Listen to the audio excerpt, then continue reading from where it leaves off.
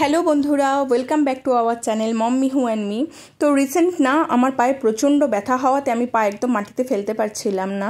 তো আর্জেন্সি বেসিসে গিয়ে আমাকে বাটার জুতো কিনতে হলো, কারণ বাটার জুতো তো ডাক্তাররাও সাজেস্ট করেন আর আমরা ছোটোবেলা থেকে পরে অভ্যস্ত। কিন্তু বাড়ির কাছে শ্রীলেদার্স হওয়াতে এতদিন আমি শ্রীলেদার্সই ইউজ করছিলাম। বাটা তো মাঝখানে বন্ধ হয়ে গিয়েছিল, তারপরে যখন উঠলো তখন আমি শ্রীলেদার্সই ইউজ করতাম।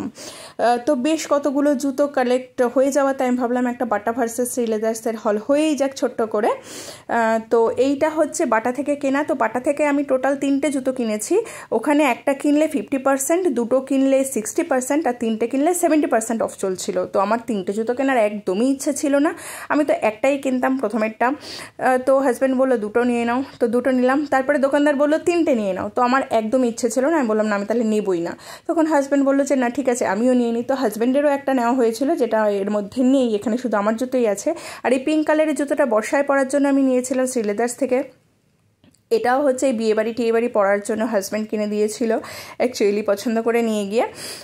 আর বাকি জুতোগুলো এখানে মাত্র দুটো জুতোই আছে বাটার, বাকি জুতোগুলো আছে শ্রীলেদার্স থেকে। তো বাটার জুতোগুলো হচ্ছে কুশন ফিটেড, ভীষণ আরাম পরে। আমার ওই জুতোগুলো পরে পায়ে ব্যথা একদম নেই। কিন্তু দুঃখের বিষয় হচ্ছে ওই জুতোগুলো পরে জলে যাওয়া যাবে না, আর এখন বর্ষা স্টার্ট হয়ে গেছে আর আমাদের বাড়ির সামনে প্রচুর জল জমে। তো আমাকে শ্রীলেদার্সের জুতোই মোটামুটি পরতে হচ্ছে।